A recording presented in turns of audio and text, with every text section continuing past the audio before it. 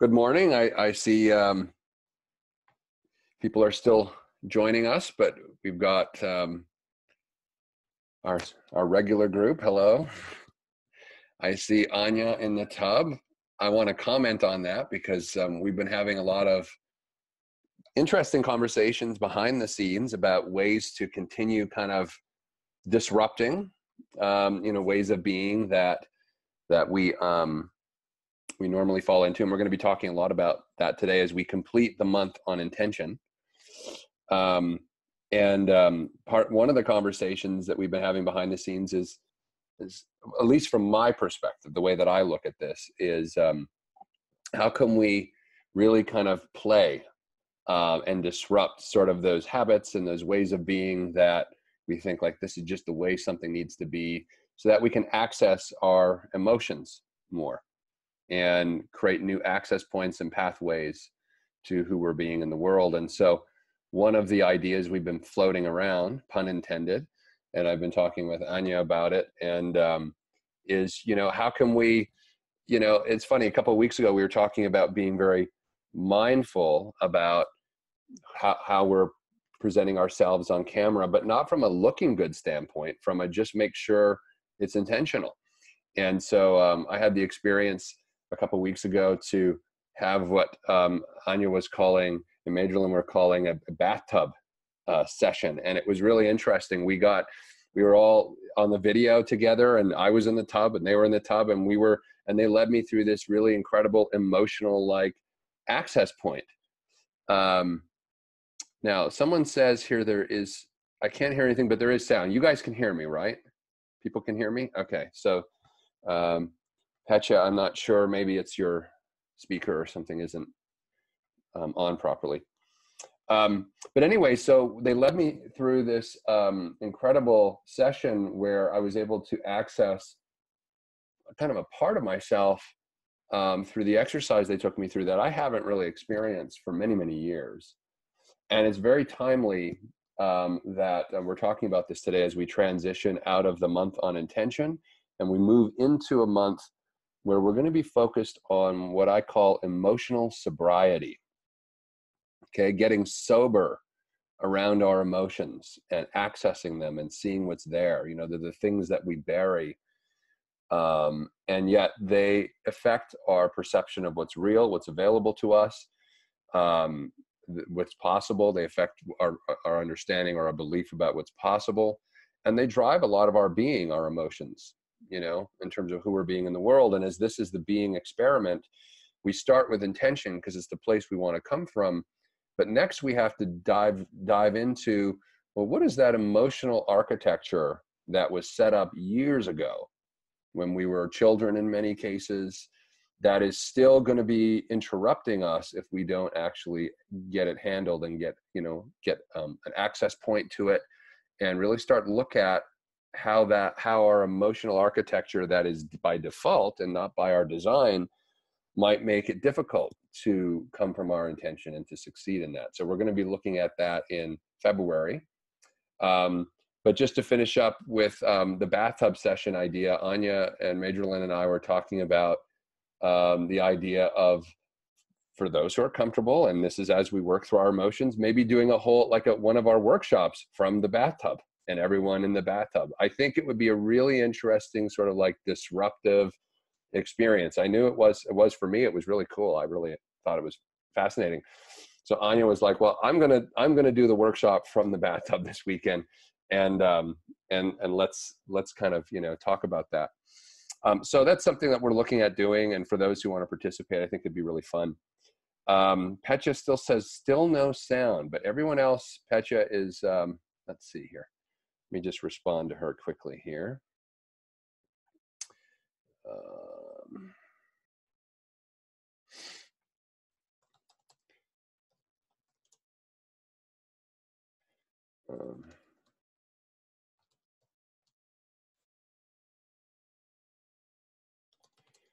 Okay. All right. Just so she knows that we're getting the message, but she can't hear. So, okay. So, also just a couple of announcements before we dig in and I share my screen this week. I think Anurag's back this week. I haven't. He was texting me a couple days ago, and but we never really discussed when he's back. But I know he said the end of January or beginning of February. So if that is the case, um, then he'll be teaching next week. I've got to confirm that with him.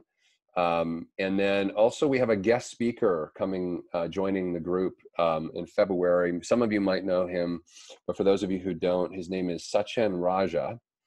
And he has for, gosh, I want to probably say about 20 years, maybe a little more, a little less, but for quite some time, he's been considered a very esteemed and well recognized relationship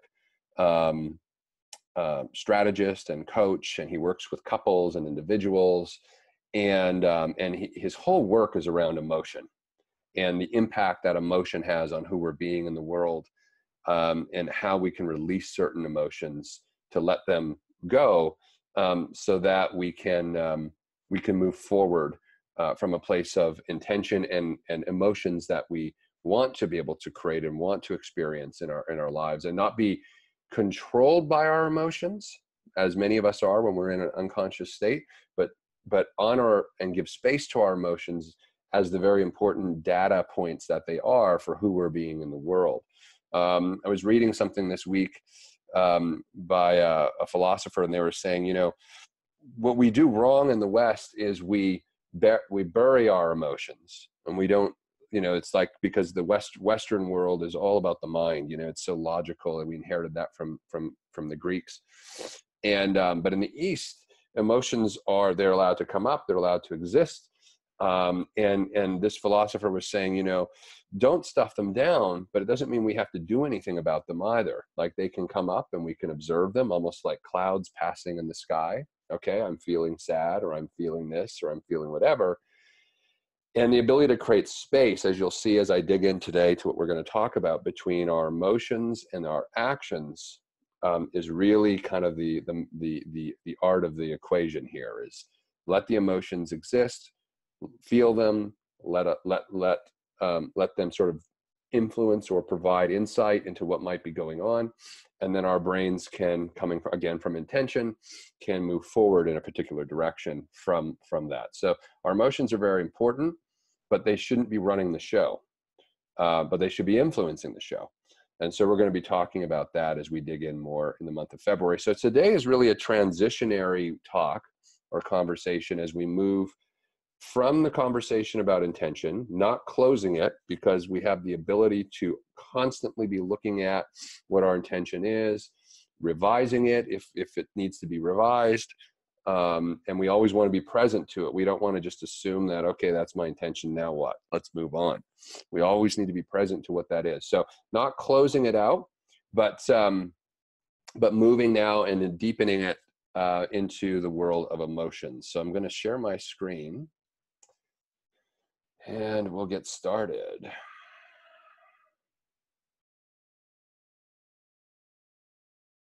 Okay.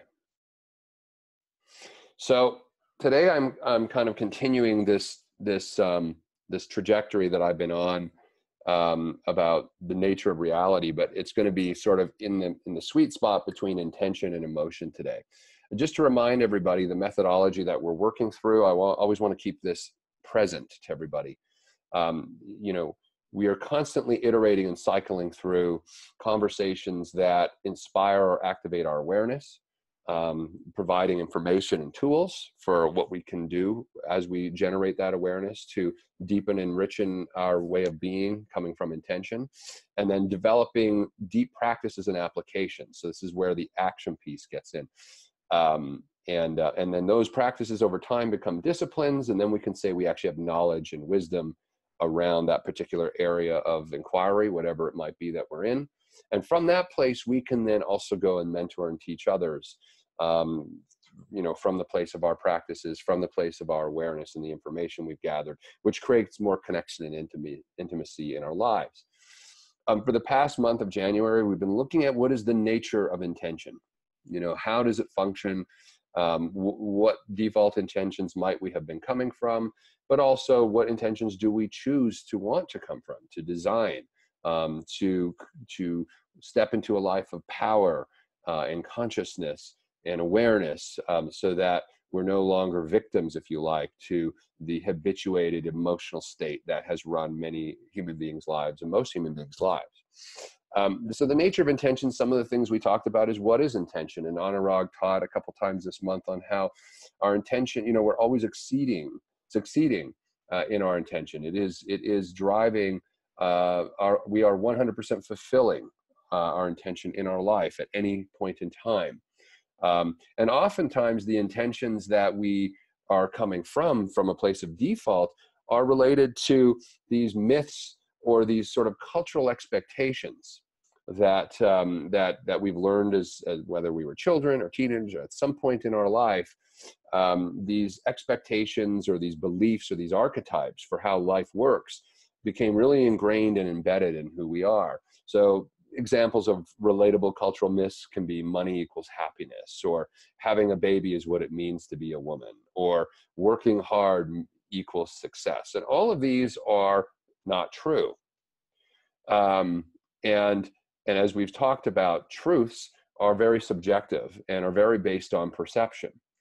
We also talked about the nature of intention in terms of how we need to get really connected to what's possible in our life and not just assume based on these cultural myths that our life is kind of fixed and static and in a box and there's just nothing we can do to alter or to change it.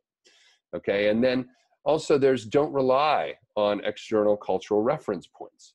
Okay, so again, these ways of being that that we kind of learn and adopt from our culture and cultural expectations and these sorts of things, they provide us reference points that that we believe and inherently, especially when we're younger, are just the way things are. It's just reality. But we know now, as we've been working through intention, that no, we can actually design intention. We can come from a different place. We don't have to come from and accept these cultural reference points as being the limitations that define and confine ourselves to a way of being in the world.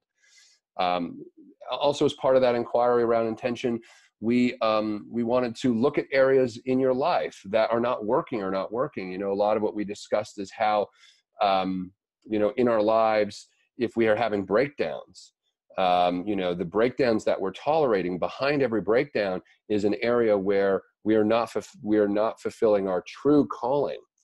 We are not aligned with our intention, our true calling and what our intention should be, but rather we're coming from an intention in a place that is not aligned with who we are and what we want to be in the world. And we asked ourselves to look at what would it look like if we actually were designing our life in such a way that it was workable. We could actually accomplish the things that were important to us. Anurag was teaching how things are as you intend them to be, whether we're conscious or unconscious to that. And that intention is running every aspect of our life. And that understanding this helps to take the mystery. When there's a mystery and we don't know why something's happened, we usually fall into the place of starting to operate from a place of being a victim. And there are just so many victims running around. I'm sure all of us can relate to that. People potentially in our families or our friends, circles of friends or whatever, who are constantly, who are sort of in this constant state of complaint. I know I've experienced many times in my life where, I'm attached to the pictures of my life and what it's supposed to look like. And I'm feeling this angst, and it's because I'm unaligned. But when we understand that, when we expose that, when we shine a light on that, all of a sudden the mystery of, gee, I didn't know that's what was going on, and the sort of falling into the phase of being a victim, we no longer have to come from that place. So when we were talking about intention over the last month, we're really talking about living into what's possible. And when we're coming from our default intention and we're defining our life by these cultural relatable myths of what's acceptable, what's not acceptable, we're really boxing ourselves in. And yet we're experiencing emotionally, and this is the transition from intention to emotion, oftentimes our emotions are feeling a sense of angst, unhappiness, sadness, depression. I mean, if you just look at our society right now, that pretty much defines a lot of what people are experiencing in many countries. I know over in North America here, we're having this opioid crisis where, kids who, I mean, I remember being a kid and like life was just possibility to me. I wasn't really present to all the things that weren't working for me in my life. I wasn't really coming from a place of, depression or sadness, But you look at a lot of these kids today, and that's the place that they're coming from. They're not living into what's possible. And so, it's happening younger and younger now that people are just kind of like accepting life for what it is and not realizing that we are all in control of our lives. Okay. So really the conversation we've been having around intention this past month, and in the context of the being experiment is nudging us towards what Anurag refers to it as living an aligned life. It's that quote that I put up a couple times that Gandhi said, that when what you think and what you say and what you do all come into alignment, that is happiness. Okay, and that's the trajectory that we're on right now. Living an aligned life means more joy. It means more happiness. It means more peace. It means that we can create our lives instead of being a victim to these socially acceptable and culturally relatable stories or myths, or that we're coming from an intention that we're unaware of and unconscious to. We can actually create and inject into our lives what it is that we want. We can expand the capacity of our heart for compassion, which we're going to deal a lot with as we move into this month on emotion. We can get rid of things that aren't working and start producing what we really want into our life, which fundamentally, when we're living an aligned life, we are coming from a place of power, and that's what we want. We also talked, and I'm just doing a quick review, but we also talked this past month about how perception drives being. Our perception of what's possible drives who we are being at any point in time. And that this generating perception begins with creating an intention. So a lot of our work this month has been focused on what is the intention we want to come from in 2019. Our brain will do whatever it takes to prevent us from actively creating and push us towards passively consuming. Anurag is going to give a talk at some point. I don't know if it'll be this month or when he'll want to do it. It might be the month after. But this notion between creating versus consuming, and we live, at least in the Western world, predominantly in a consumption-based society. So as we move into our place of power, as we alter our perception of what's possible, we start coming from our intention, we will move from a consumption state into a creation state. And that's something that we're going to be working more on. But in order to create, we need to become emotionally sober. And I'm going to be digging into some of that today to ready us for February. We also talked about how, one of the things we struggle from when we're coming from a default intention place is that we essentially become a construction of shoulds and archetypes and mental models or social constructs that are imposed on us versus coming from us, from a place of personal freedom, self-expression, and power. We talked about this notion of be, do, have as being sort of the place that we want to come from, that we want to be a certain way, which then has us do certain things, and then we have the life that we want. And we talked about how in our society currently, the default is when I have this, then I can do this, and then I will be happy, or I will be, content, or I will be at peace, or whatever that is. So it flips the model, and this is sort of the underlying structure of the being experiment. We also talked about how initial conditions matter, and what we've been doing in January is setting the initial conditions for who we want to be in this world by design. And intention is the place where we have to come from in order to see different things, in order to have different beliefs, in order for us to access different points of what's possible. And then a couple of weeks ago, we touched on the near win, this notion that when we are operating from our default state, that we are really addicted to the failure in our lives. And we don't even know it. Most people don't know it. We talked about the distinctions between motivation, inspiration, and transformation. And we're going to see this a lot more in the next few months. We're going to come back to these distinctions. as we keep deepening the work. But how motivation and inspiration is primarily concerned with awareness, generating awareness and information, but that transformation happens in the disciplines and the practices that fundamentally allow us to become different people, to be differently. And so then we also talked about how what we're creating as a community in the most important conversations is it a community where it's experiential learning, we're providing information, we're together developing new practices and disciplines inside of the context of community, which allows for accountability and support for all of us to actually be able to accomplish the things that we want to accomplish. The near win we discussed a few weeks ago is that neurochemical hit that meant that psychological hit of dopamine, oxytocin, the endorphins are being released in almost winning behavior. It's a psychological experience, and inside of Maslow's hierarchy, the near win keeps us at the bottom rungs of Maslow's self-actualization pyramid. We don't get past safety, security. We're just too confronted with the fears that we have to take any action to really develop ourselves.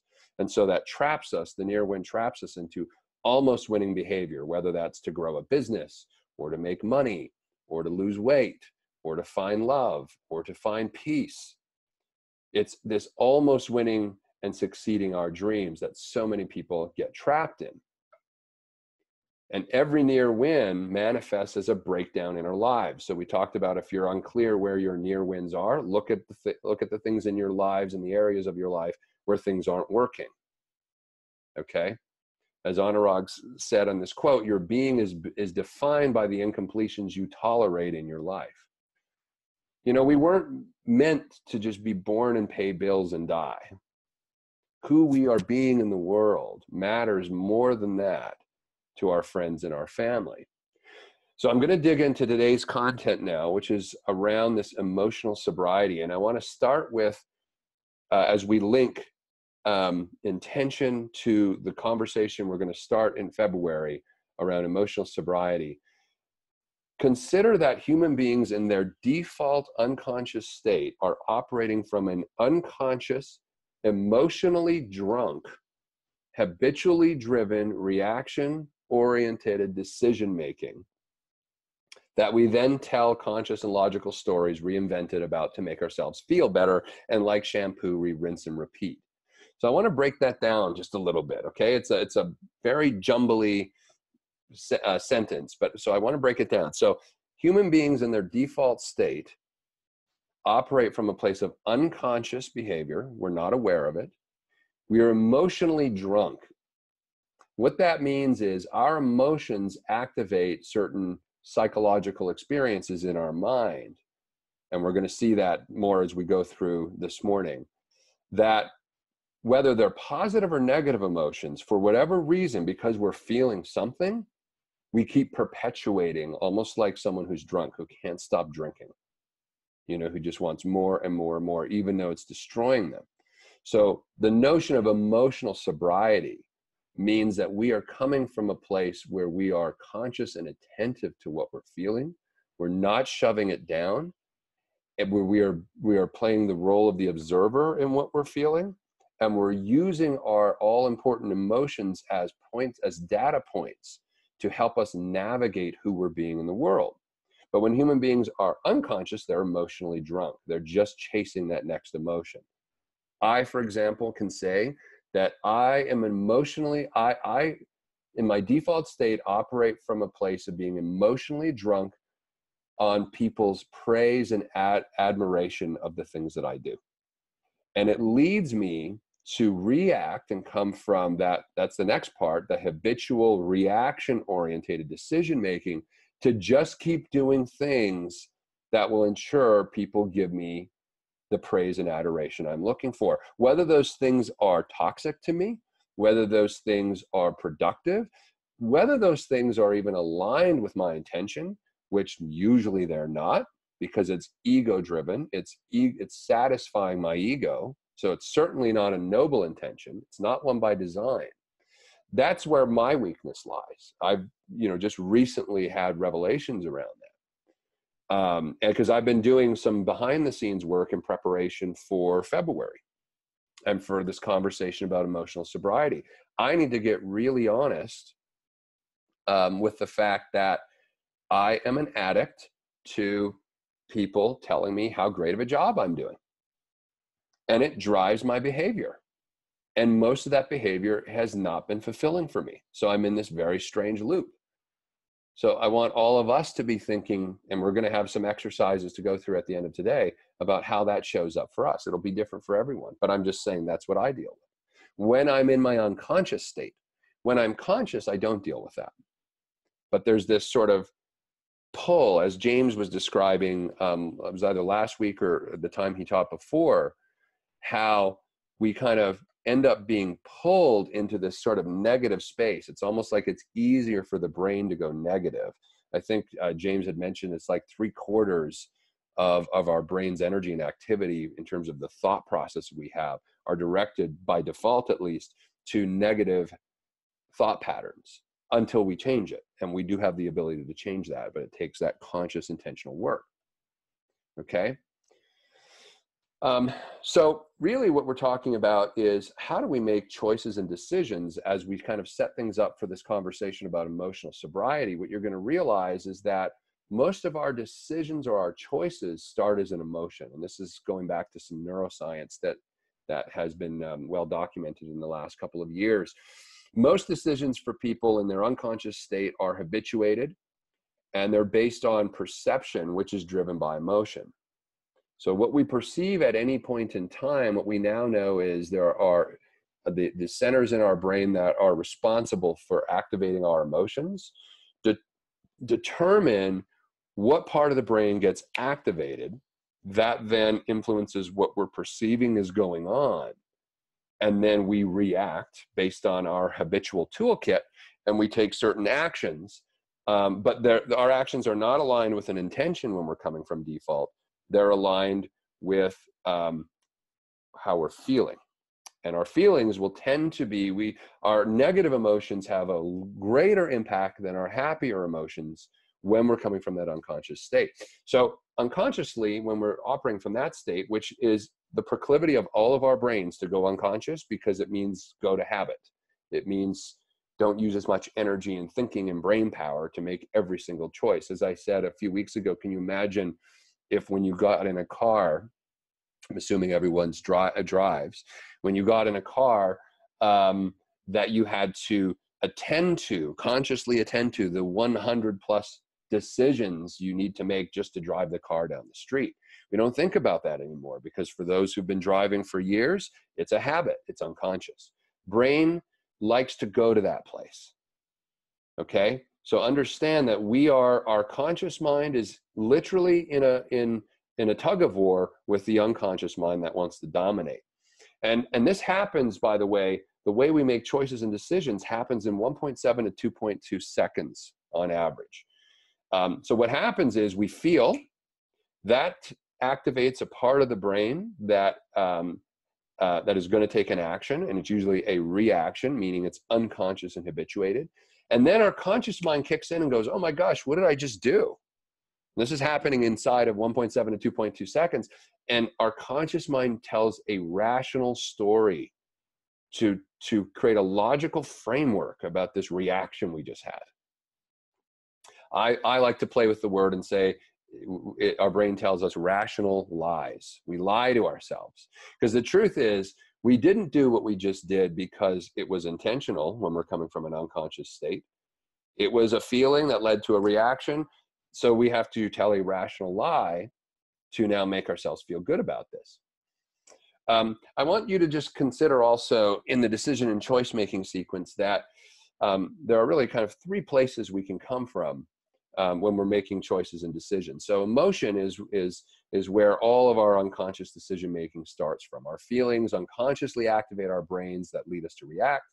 And then using our reason, we can learn techniques to master our brain and experience our feelings without allowing our brains to kind of drive those actions. Okay, that's the emotion, it's unconscious.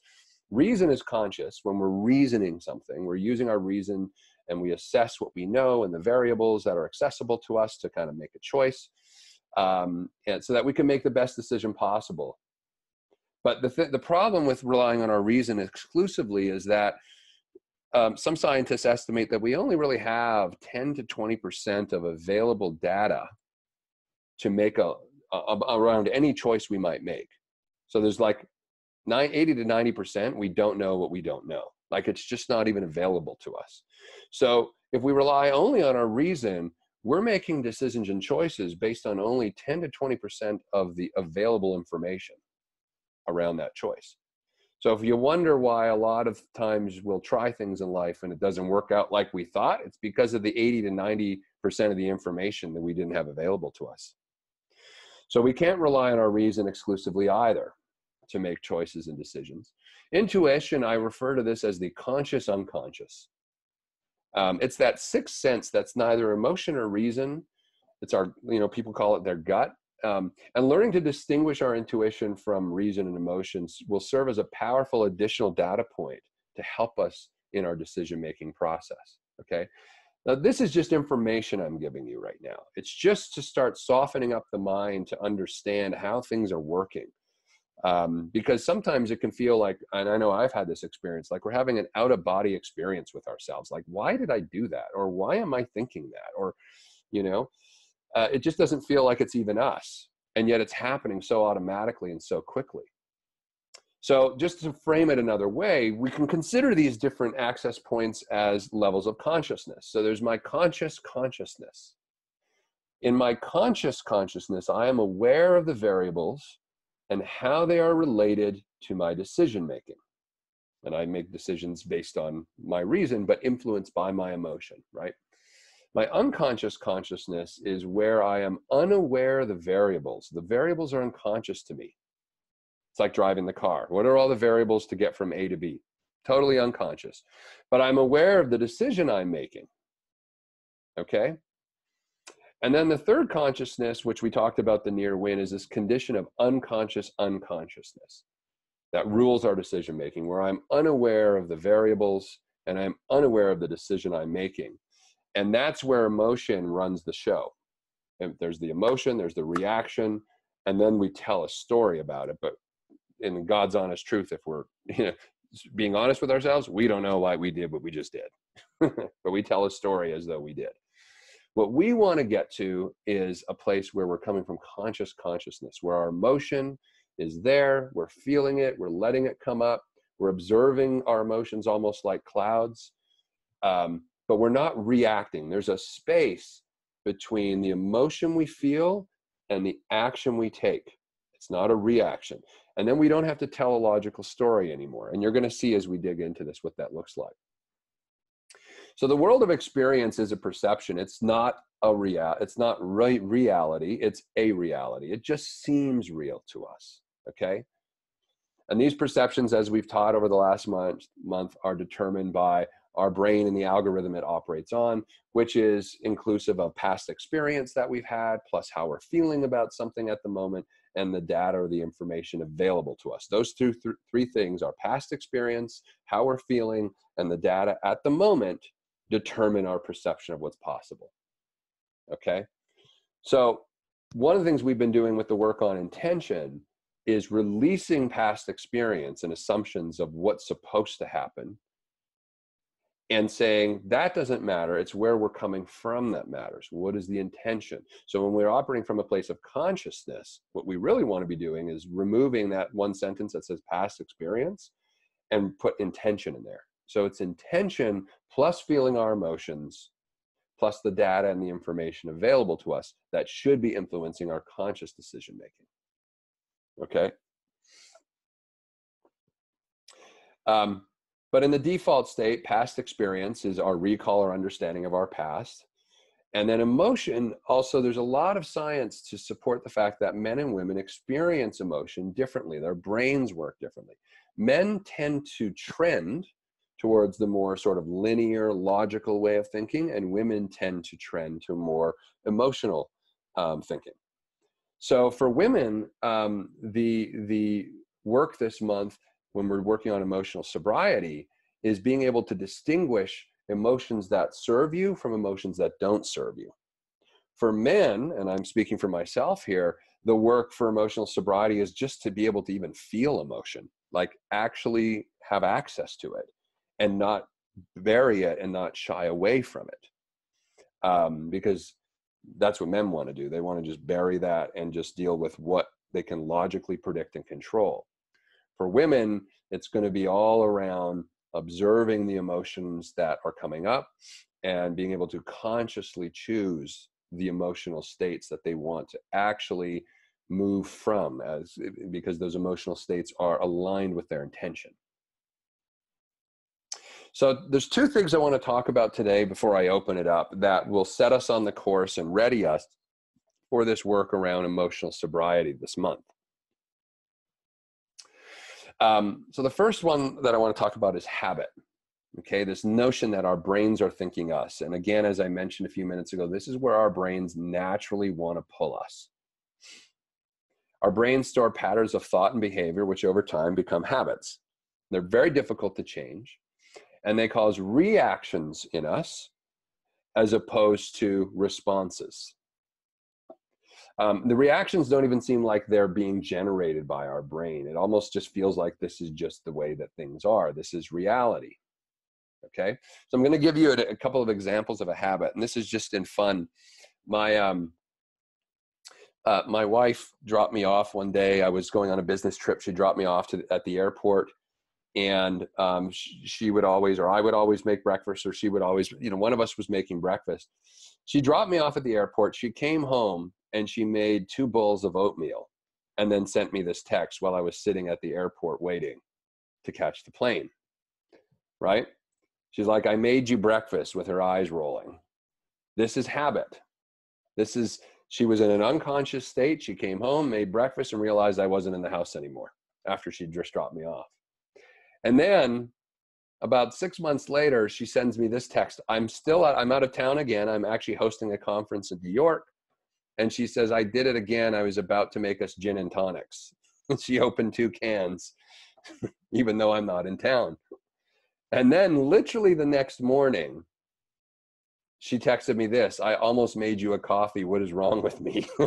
Because I wasn't even there. Right? So this is just like a fun example of how habits can run our lives. Right? And in this case, it's not, a problem or detrimental or anything like that, but there are habits that we have that are really damaging to us. Ways of being that are habituated and unconscious to us and inaccessible now, unless we start to access it, that can set us on a path that is not aligned with what our intention is and what our calling is. We're going to do some work in February on the nature of a calling, because it's very important to make sure that we are emotionally and cognitively aligned with that calling, now that we've done some intention work. Let me show you a couple of examples of how habits are used against us. So, the habit cycle is defined by 3 aspects, okay? So one is there's a trigger. Usually that trigger is emotional. The trigger will then lead us to take some action which has been routinized. So in the story I'm showing you right here, the woman, maybe she's had a fight, maybe she's not feeling good. I'm not really sure what's gone on in that picture. But again, we tell stories, so I can tell a story. It can be any of those things. You can imagine what might have her looking that way. But whenever she gets that way, the way she's emotionally feeling in that picture, there's a routine she has. She seeks out comfort food.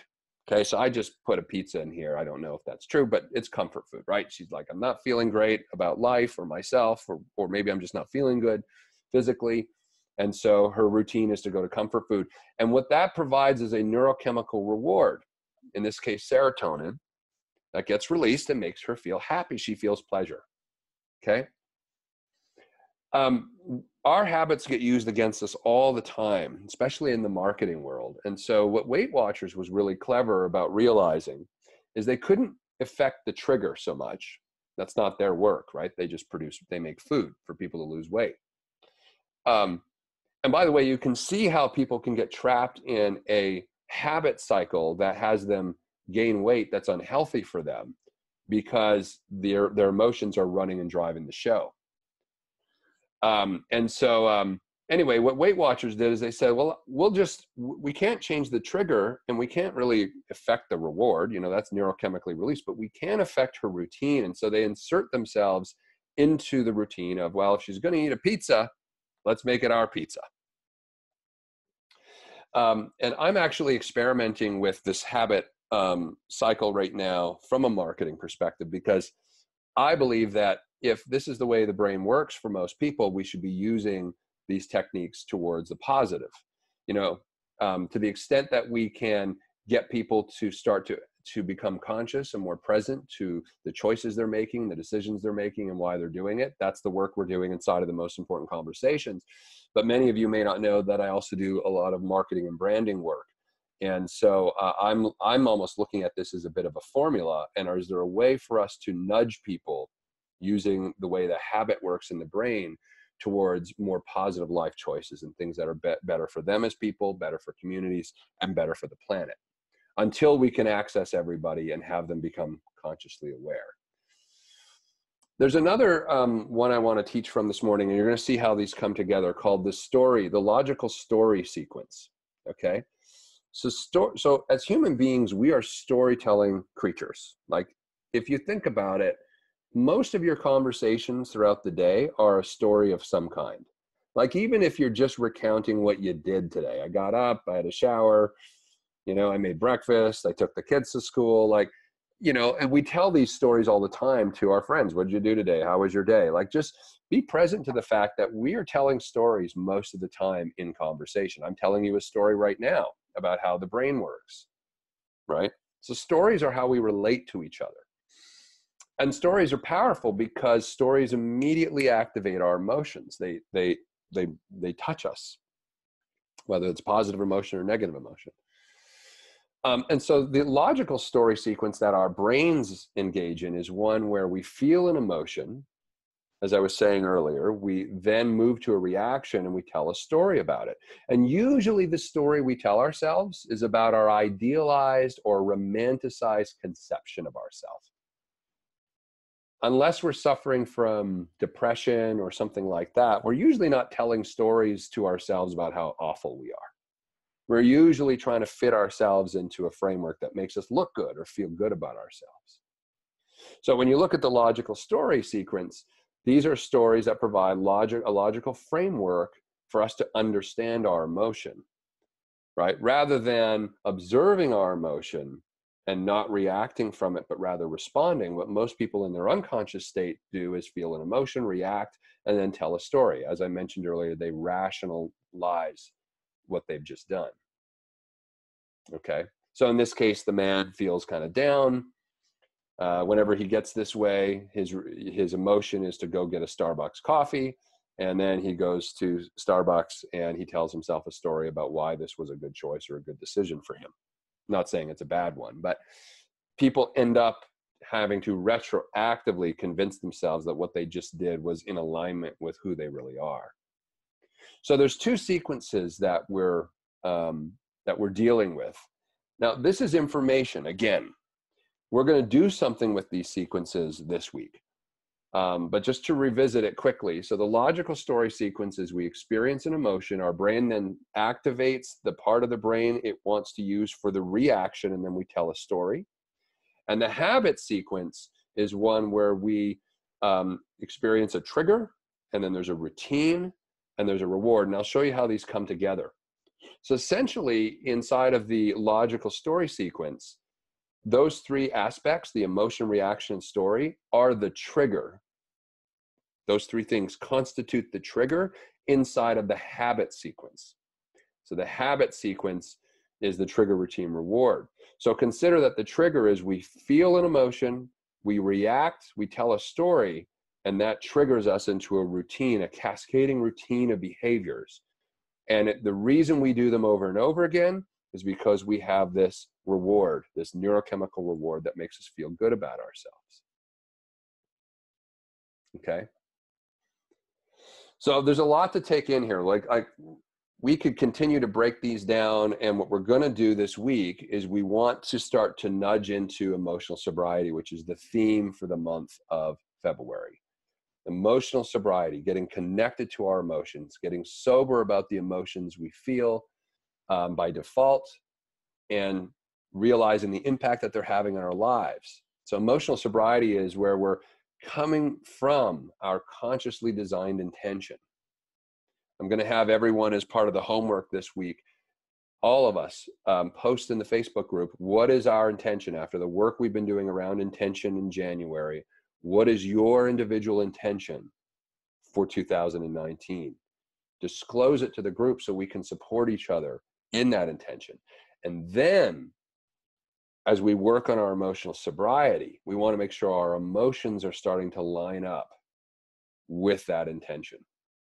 Negative emotions that are causing us to take reactions and behaviors that are destructive and not aligned with our intention need to be felt, need to come to the surface, need to be released.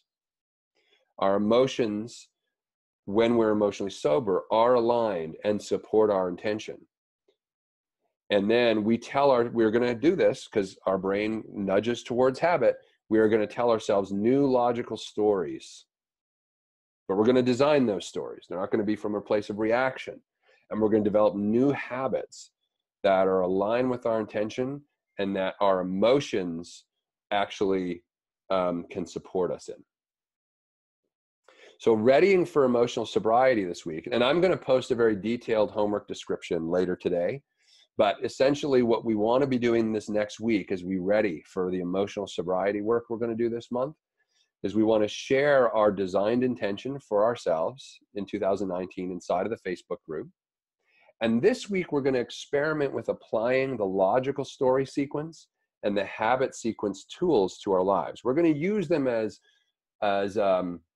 concepts or archetypes from which to work so that we can, inquire into our life in terms of how they're at work. What stories are we telling ourselves? What habits are we engaged in that are not aligned with our intention and aren't serving us? And all of this is so that we can feel and observe and identify the emotions that we're experiencing through this work this next week. What's coming up for us during certain habituated activities? So this isn't the instructions. I'm going to post the specific instructions so it's really clear and easy for everyone to take action around it. But just generally speaking, this is the work we want to do this week so that we can start to become more emotionally sober, and so that we are more in control of how we're feeling and the actions we're taking from where we're feeling. It's like the Dalai Lama always talks about how happiness, which is a feeling, how happiness is something that is generated from within. It is not reliant on external factors. Well, to get to that place, we've got to establish a level of emotional sobriety. Because right now, and to just speak for myself, my emotions are running the show at an unconscious level, and they're driving me towards that habituated way of being or addiction that is seeking approval from people, versus coming from a place of power where I'm not seeking approval, but what I'm doing because it's aligned with my intention. Okay, so I'm going to stop sharing right now. And I want to open it up for questions or comments, or even just sharing about what's going on for you in your life. Is there, have you experienced,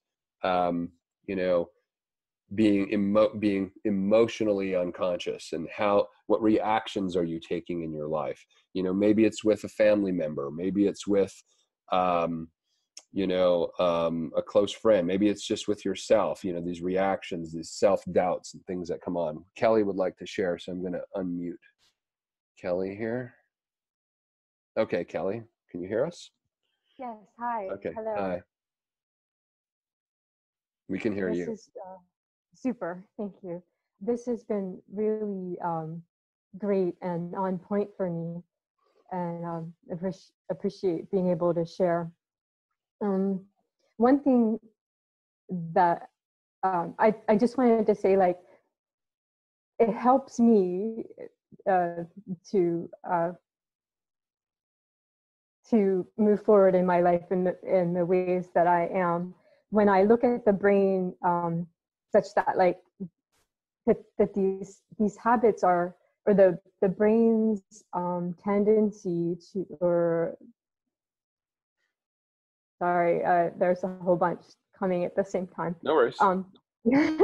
When the brain, I feel like it's my friend when it tries to habituate things. It's because I feel like it really wants to learn new things, so that anything that I do automatically, it quickly makes that a habit, so that it can clear the space to allow for me to have new experiences, like that it's actually serving me. It's in service. So for me to have that perspective is more helpful to use it that way, and to then just decide, okay, recognize what my habits are, and to adjust those so that they're serving me. That's just kind of like one little thing, but a larger thing that I wanted to share is that I'm really making big moves toward my intention, and they're hard. And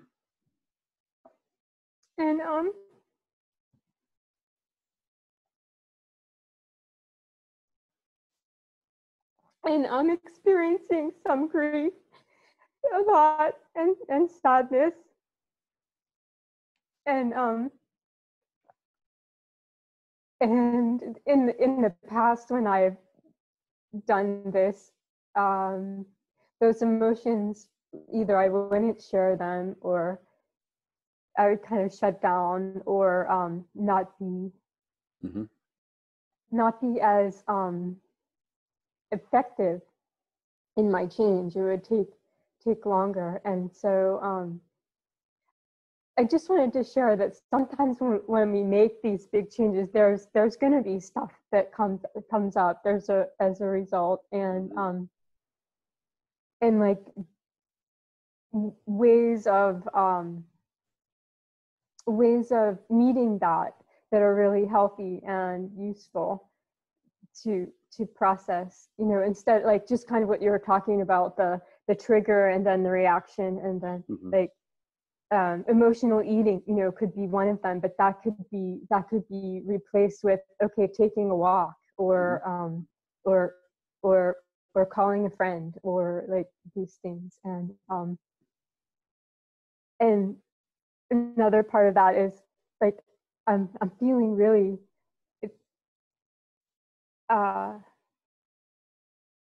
meeting all this stuff is taking a lot of bandwidth for me. And I'm feeling really frustrated and guilty that that I'm letting this group down by not doing all of the other exercises and posting them in the group. I'm not the best at writing. Like, it takes a lot for me to come together, but I feel better, like, if it's okay to share, in the group like this sometimes, like that. Right now, that's the best way I can contribute. And like some of these really take, like, if I go deep with them, they take a lot of time. And while I have in mind the other exercises as I'm going, like the homeworks, like little things, instead of writing them down, I can just think like how to whoop this, or this one detail, or how to, but I don't get to the point where I write it down and share it in the group. And I hope that I will, get to that. But this is what's happening. So thanks for letting me share. Sure. Well, let me just provide a couple comments. So first of all, and there may be other people who are experiencing this as well. You don't have to write the homework. You could, if you wanted to, just take your phone and say, here's what's going on for me, and record a quick little Facebook video or something and just post that. It doesn't have to be written. So that was probably a limited instruction on my part. however you want to communicate it. The important thing is to share with the group so that we are kind of moving together and growing together, and we can support one another. If writing's not your thing, then don't even put that on yourself. You don't have to write anything. You could just do a quick 2-minute video, you know, if that's more natural for you. And the other thing I wanted to comment on, and James, feel free if there's with anyone who's asking questions, if you want to comment. The other thing I wanted to comment on is, you're 100% correct. What's going to happen this month, and I hope it happens for people, is massive emotional releases in February. You know, since I did some of the work behind the scenes with Majorlane and Anya, like, it was so simple, and we'll probably get, you know, them to lead the group through this exercise this month at some point. It was so simple to allow me to reconnect to an emotion that I had felt years ago, and it has actually been helping to sort of drive a lot of my decision making and my thinking the last few weeks. You know, like, I was even talking about with them what I felt my calling was. And at the time, my calling was, the way I articulated it was to make the world to get the world addicted to empathy, to inspire empathy, so that, because when we come from empathy, our being is very different. But after I was working with them on this, and they took me back to this feeling that I had had many years ago and had not been operating from since, we were able to reduce my calling, the articulation of the calling, to something much more simple, which was just simply bliss. That bliss is the state of being from which I want to come, and what I want to inspire in other people. I want them to experience the bliss of life, right? And it's much more powerful than the way I was articulating it before. So we'll do more work around that. But I hope that the month of February cracks people open, because what's happening right now, when our emotions are suppressed and buried, is they are silently running the show in the brain. They are activating parts of the brain that become reactions that we experience in the real world. And we're like, where did that come from? You know, and why am I behaving this way? Or why am I thinking these thoughts? Or why am I feeling this way? You know, and the most powerful thing our brain does is tell stories. But sometimes that power is misused, because then what we do is we tell ourselves stories that really deceive us and keep us trapped into cycles that are not supportive of our intention, right? So, you know, doing the work on intention this month sets us up for where we want to come from. But now, you know, what we have to do is soften up that emotional block that we all experience. This is just being human, right? There are some emotions are so raw that we just don't want to deal with them. We don't want to access them. But if we don't, guess what's running the show? That raw emotion that we will not deal with. So we'll never experience alignment with our intention if we don't address emotion. Anya, yes, absolutely. Let me unmute you here. Okay, away you go. Yes. Yeah, that's great that you shared that. And what I wanted to add is, it's not as such that we want to chase that feeling again, right? Right. Yeah. Or that emotion. It's more like when you were experiencing that in that moment, you were not even thinking about that emotion That's or right. wanting to have it, right? It Mm-hmm. was just you were there, or you were not there. You were just like totally involved in that moment. Mm-hmm. So I am totally present.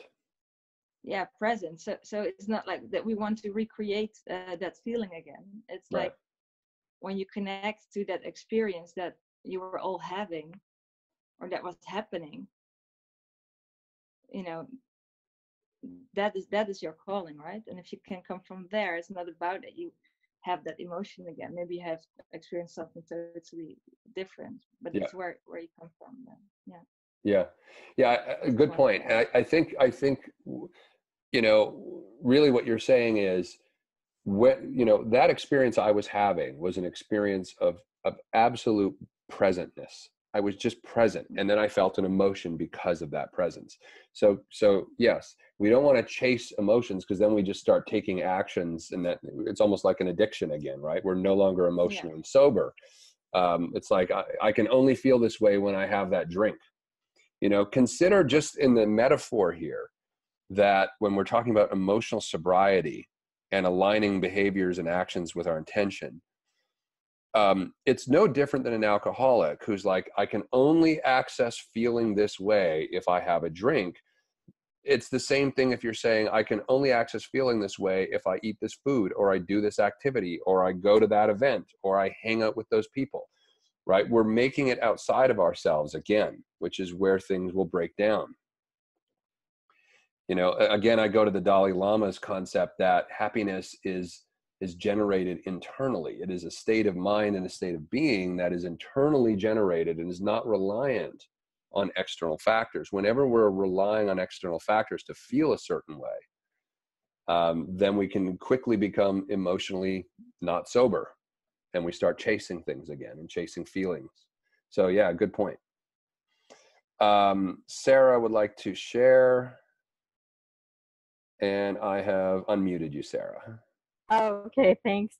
I'm sorry, everybody. My video doesn't seem to be working on my laptop right now. So I'm here. So what I discovered through the intention work I've been doing the last few weeks is I know I have this default intention to keep myself safe. And that comes from a story I tell myself that the world is dangerous, or people are dangerous and out of control, which I discovered years ago in the wisdom course when I was collaging how the world seemed and how people seemed. Was my father committed suicide. My father took his life 22 years ago.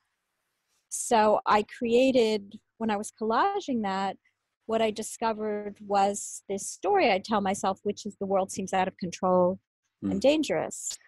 And when I was doing the intention work, I happened to be having, so what I know is that I have this default intention to keep myself safe.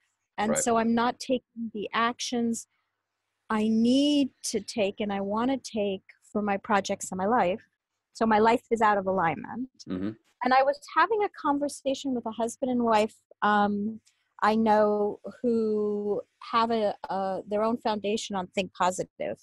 And I was talking to them and I said, because they said think positive and do this and watch our latest TV program. And I said, yes, I know about that. But I'm depressed. I told them, I feel depressed today. And so my friend asked, you feel depressed? It doesn't make any sense. You don't really have a reason to feel depressed right now. And I told her, well, I feel depressed and I'm not doing what I'm committed to be doing. And so we hung up. And then it came to me that feeling depressed, I actually wasn't really depressed, but it's a story. It's this habit, which goes, the emotions come up when something happens that is either upsetting to me, or somebody does something that doesn't go the way I want it to go. And there's another crisis situation and the world seems dangerous. I then go into this default intention of wanting to keep myself safe. And I have that's the trigger, right? Is the event or the person. That's right. Who's attacking me or pissing me off or doing something that isn't going the way I want it to go, or it's a breakup or whatever emotional thing. And then I have this habit of telling myself I'm depressed and going into these stories, these patterns of thought that actually I don't need currently, and I don't need to be doing, but it's all based on that original event, which was my dad taking his life. Mm-hmm. And at the time, I can see that there were reasons why I felt depressed and why the world seemed dark and dangerous and people were dangerous and things were out of control because it was a suicide. Right. But I've been living that for 22 years, way beyond its usefulness. So that came from the intention work, but now I see it's fitting into our current discussion that we're coming into, and then with emotional sobriety as well. But it has an impact on my intention. It will. That I'm, yeah. Yeah, no, there's no way without dealing with our emotional unsobriety that we will succeed in living out our intention, because they're going to be fighting each other. And so one thing that you said that I find interesting, and I was watching an interview with a neuroscientist on YouTube a couple days ago, and they were actually talking about some of this new research around the role that emotion plays in the brain and what we're learning and discovering. And he made a really interesting point that I want to relate to what you just said and distinguish this just a little deeper for everyone. So you know how in the logical story sequence that I just showed you, we feel an emotion and then there's a reaction, right? Which could be any number of things. And then we tell ourselves a story about this. He said that what we now know about how emotions work in the brain is that the actual emotion itself, and this was profound for me, the actual emotion itself that we feel really is what's happening in that 1.7 to 2.2 seconds. It only lasts that long. So Sarah, you were feeling depressed. That emotion of feeling depressed, almost like a bubble in a soft drink, floats to the top of your consciousness and pops and it's gone. But then it's the logical stories we anchor into that emotion, and we just start like feeding it, like living it in our head over and over and telling story. And it's just, that's what gives the emotions life that then become ways of being. So that prolongs it. Prolongs it way beyond the necessary time. Totally. Or the helpful time. Yeah. Yeah. So like I was saying, consider your emotions almost like clouds floating by, or in this metaphor, consider them like the bubbles bubbling up in a soft drink. They only last that long.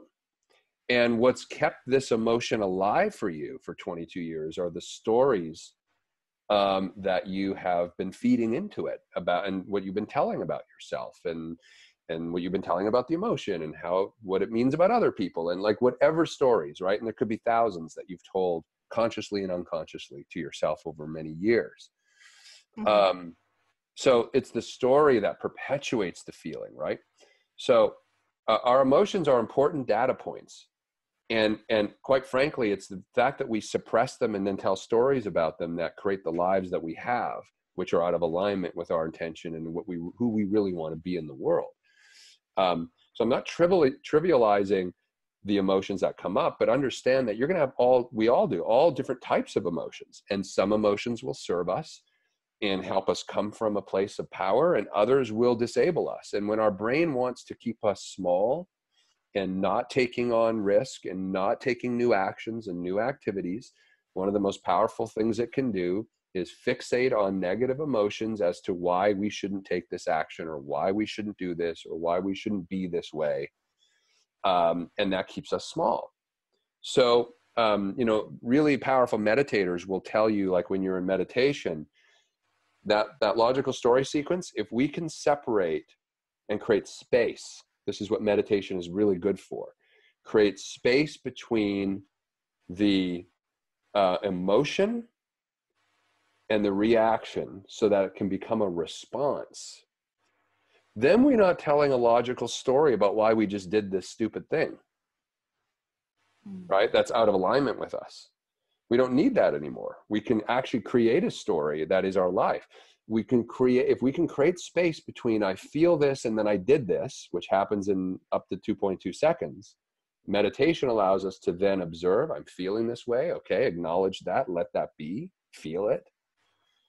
And now what do we do from that place? Well, we want to respond from what our intention is, right? So if we feel an emotion, then we, it's like Anurag said a few weeks ago, always ask ourselves, what is this good for? So if you're feeling an emotion of depression, don't make yourself wrong for that. Feel that. And then coming from your intention, how do you want to respond? Sometimes there is no response. Sometimes you just have to let depression be felt and then move on.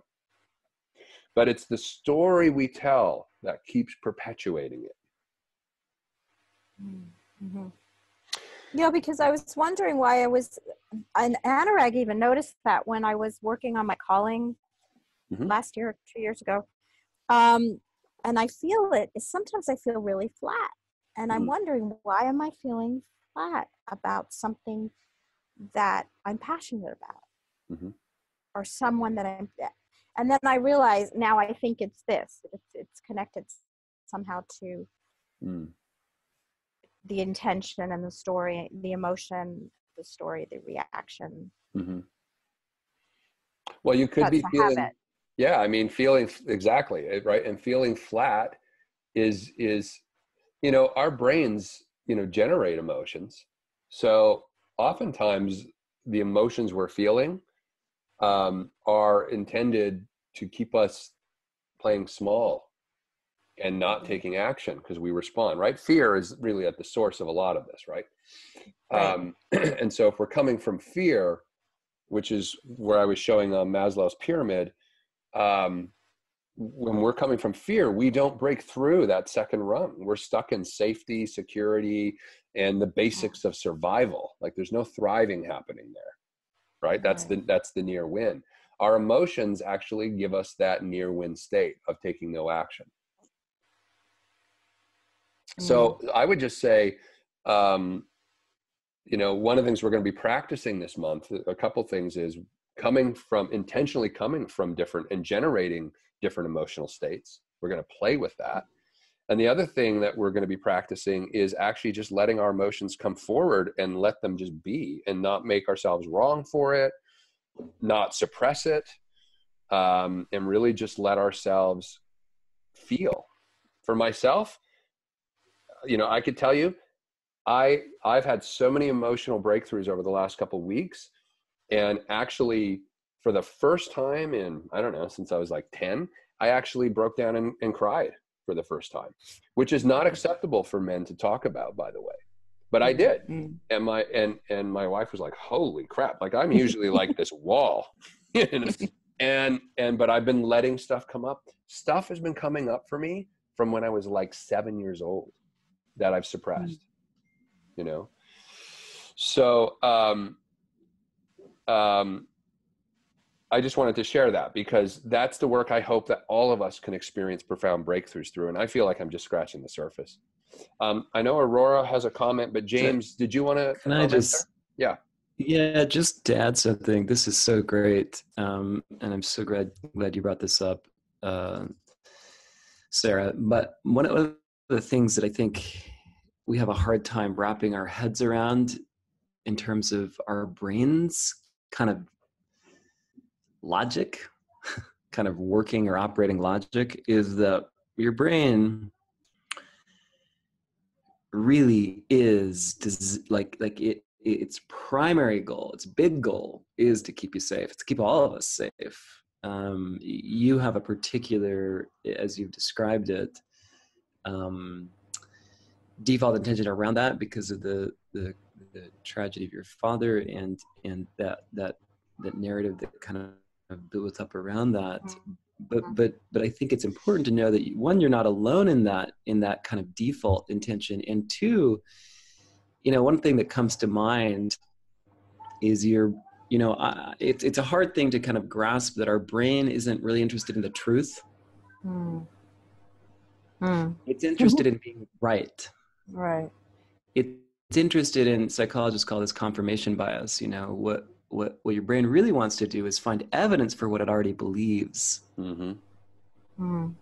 And so in some sense, like self-narratives and intention narrative, well, really self-narratives is what I'm getting at, and especially negative self-narratives are really a combination of two kind of unfortunate facts about our brain. One is that we have a negativity bias. We're pulled toward the negative, and sort of we believe negative information is more important to pay attention to. And then the other one is the confirmation bias. So you put those two together, and what happens is, especially when we're young, but also when we're older, we pay more attention to negative information. Mm-hmm.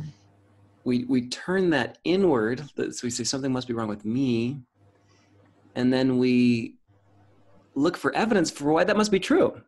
Mm. And then this is like the in a nutshell, kind of the tragedy of being human.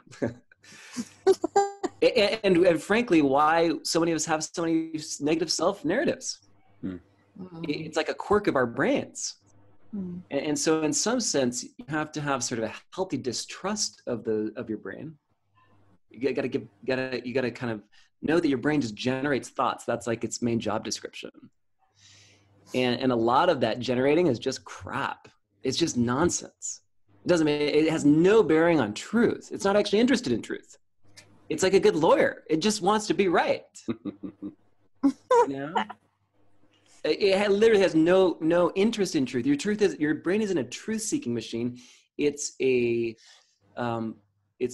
pleasure-seeking machine that is interested in sort of security and safety. And as long as it feels secure and safe, then everything else, like the hell with everything else, doesn't really matter. So one way to kind of soothe that safety need your brain has is to speak to your brain the way you would comfort a small child or a good friend, you know. And again, Kristen Neff's research on self-compassion is really a good model for this. But what she sort of describes is, you know, whenever you'd feel unsafe, you know, one of the things I've started doing is saying, it's sort of talking to my own mind and brain as though it's like another entity that's sort of different than me, even though it's of course me. but I soothe it, like it's okay. I speak back to it and I say, it's okay. You're safe. Like that depressed feeling, like I see you. You actually be really gentle and kind to it. You know, I see you. I can tell you're feeling depressed. That's okay. It's okay. And then just acknowledging that. And this is the same thing that happens with kids. I have a 5-year-old. Every time I see her emotion and I say, I can tell you're feeling really frustrated right now. Is that right? She goes, yeah. And I go, it's okay. I said, I'd feel frustrated too if I couldn't get my seatbelt and the seat buckle or whatever the random thing is. Right? Right. And then we just sort of hug. We just have a moment to acknowledge the emotion, and then she can move beyond it, right? And the brain is the same way. And so it's almost like you begin to form a relationship with your own brain and its own kind of unhelpful emotional responses. It's not that we shouldn't have those emotional responses. It's more like we just need to be kind to them, acknowledge them, and just let them be. And as we do that, they do that like thing where they peak and then they kind of subside. They move through us instead of pushing them out, or if that makes sense. Does that make sense as a sort of tool? Mm-hmm. Yeah, it does. It really does. Because what I see is have this instant response of making myself wrong. Like, what's wrong with me? Yeah, right. Mm-hmm. Am I going crazy? Like, and that came up a lot when my dad died. You know, that came up the first years, but it still does. It's like an automatic, something's wrong with me. Why am I doing this? Why am I still doing this? Why am I still depressed? Why aren't I writing this letter that I need to be writing in order to do the next thing for my, raise 5 million or whatever? And it's like, I know I can do it, but why am I not doing it? And then I saw the origin goes back to these stories I tell myself. So that's my brain. It's just your brain doing its thing. Just doing its thing. And think of it this way: you would never make a really dear friend wrong for feeling bad. You would soothe them, right? Right. for a child. Right. Like, you shouldn't feel that way. Like, that's, you know, we know on some level that's not a good response to a 5-year-old. They just feel that way. And so you want to treat, what's that? It's interesting what you're saying about soothing the brain as you would a child, because my mother's now 92 and her brain is she's feeling insecure. And my mother was a very independent, she's a strong woman, but she's saying things like, I'm scared, or I don't know what I'm doing. Tell me what should I be doing? And I realize, like, sometimes I get frustrated with it, but what I'm now is actually it's her brain trying to keep her safe, and she has these stories. And then if I just soothe her instead of making her wrong, or why are you repeating yourself again, or why are you afraid? There's no reason to be afraid. I see it's really just about saying, it's okay, I understand, you're safe, you're soothing her, which is the other side of the child, right? And that's where we are as adults, and with our brains. That's right. Okay. Thank you. There are huge aspects of our brain that still relate to the world, and that as children, like because of the developmental part of how our brains develop, and where we you know, have you consider, you know, when you're 5 and 6 and 7, you know, everything is new, right? Or even younger, right? When you're 2, 3, I mean, everything is new in this 3-dimensional existence we have. And so the impact and the impression that every experience has is just so powerful, and really determines the lens through which we perceive reality. So part of the being experiment is taking back our ability to create the perception of our world by design and aligned with our intention. And part of that work has to be going back and releasing all these emotions that we've held back for years, so that we can get some flow going, some emotional flow, and we're no longer victims to these, as James was saying, these almost random thoughts and emotions that just bubble up like bubbles in a soft drink. So Aurora, I'm going to unmute you. You've been waiting patiently. We can hear you. Yeah, can you hear me? We can, yeah. Okay, beautiful, you guys. It's lovely to spend time listening to all of this. I wish we were all in a room together so we could all just muse as we go. There's been a lot of really beautiful things being said.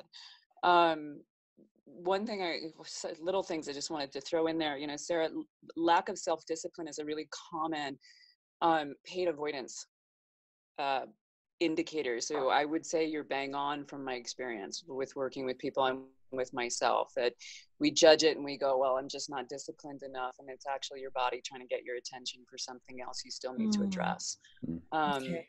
Thank you. So I've heard that actually it's quite common. Yeah, no, it's brilliant way to go to identify that, because to me that is the whole ball game, is to see the driver behind anything we're seeking to shift within ourselves, is to understand what it believes it's even serving. And from what I'm understanding too, it's a 90-second clearing in the bloodstream of sort of that emotional back to what you were saying about the 1.7. Yeah. There's the thought, there's the emotion, and then you've got the what all the, you know, your filtration system that has to go to town. It's going to take about 90 seconds. And one of the things I teach in one of the modules I do with faculty and staff and students on emotional literacy and sort of processing and transmutation in tandem with neuroplasticity, because I believe they're crucially linked,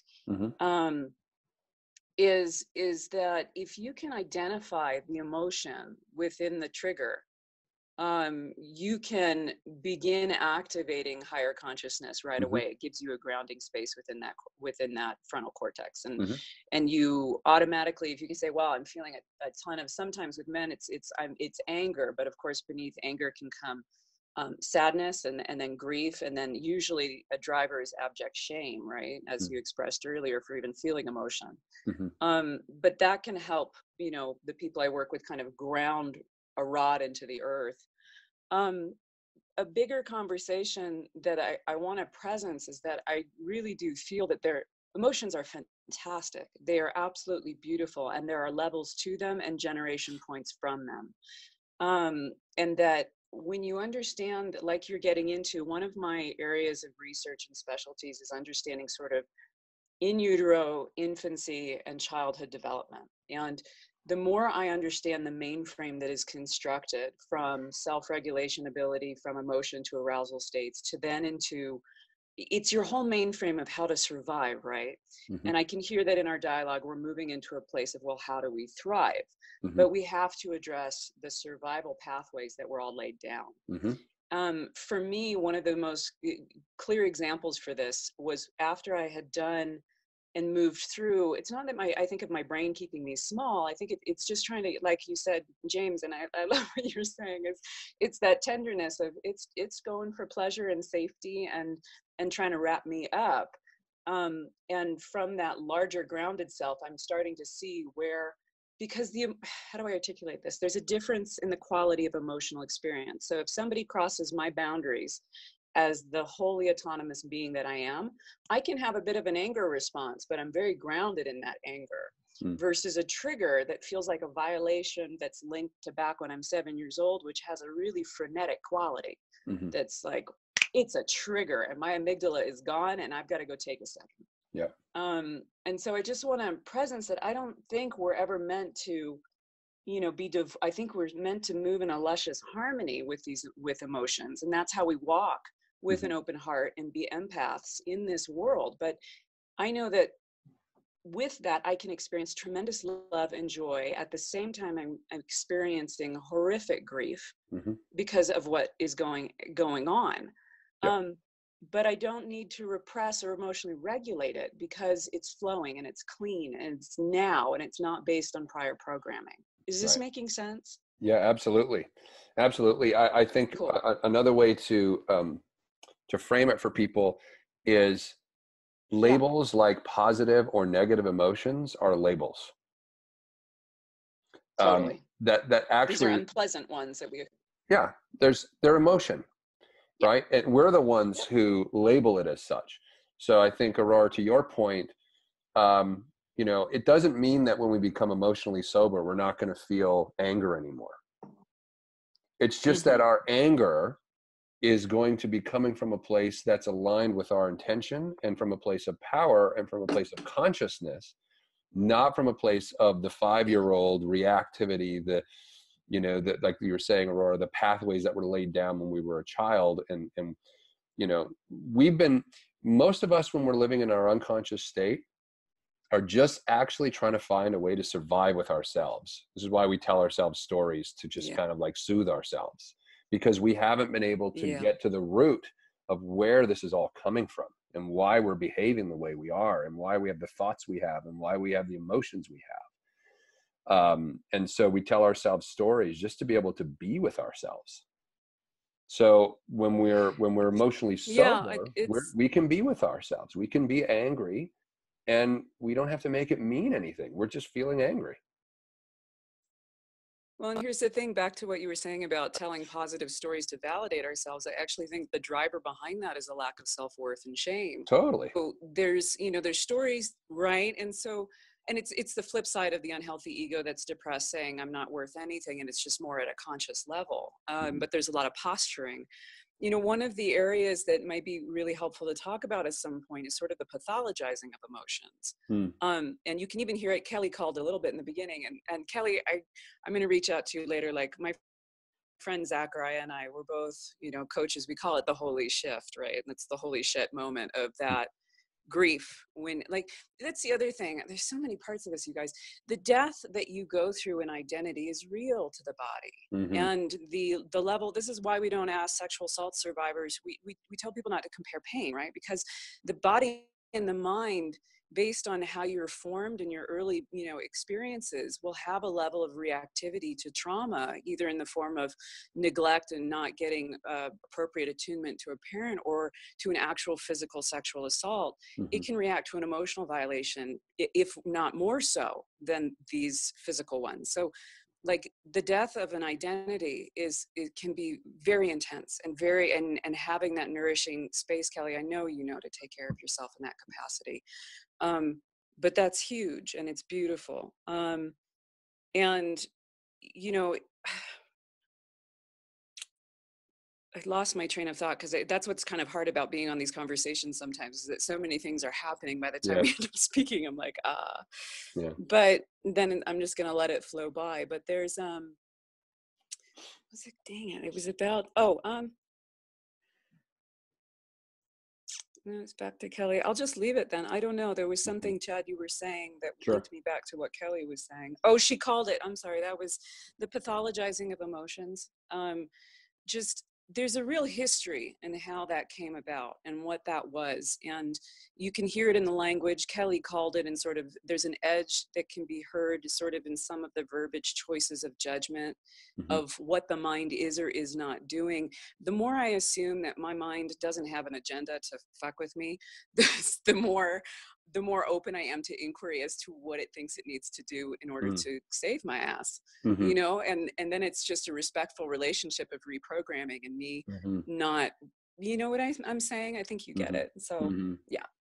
Yeah. And well, and that's really what one way of looking at what we're doing. We talked about how, you know, the work that we're involved with in the most important conversations is all around, by design, recreating our operating system. And so the emotions are one very important, big part of our operating system. And when we are coming from a place of A, emotions are bad, or B, suppress them, or C, even if you let them arise, tell stories about them so that you can be with your emotions. All of those are just coping mechanisms. We need to get to a place in our operating system where emotions can exist. We don't have to make it mean anything about us. We can use them as the important data points that they are. And we don't have to tell stories to perpetuate them so that we become victims to them, as opposed to them being just a part of what it means to be human. So that's kind of the trajectory that we're going towards. And so I think that there will be quite a bit this month. And I hope all of us by the end of this month just feel like completely emotionally liberated and free. And we're not judging ourselves anymore. We're not labeling ourselves, and we're not repressing and suppressing emotions. Because from that place, we can operate from power, right?